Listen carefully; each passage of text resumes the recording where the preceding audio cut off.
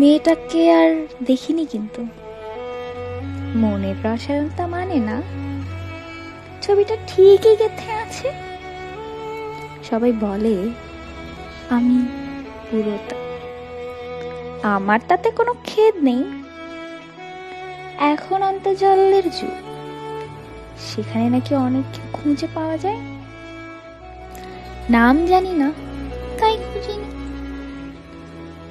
এখনকার প্রেমগুলো ভালোবাসা হারিয়েছে, কেউ অপেক্ষা করে না। সেদিন বসন্ত, রঙিন পাতারা গাছে এসেছে, পাখিরা গান গাইছে। তখন আমার বয়স 16, সবে পেকেছে মনটা। বেশি কিছু ভাবতাম না।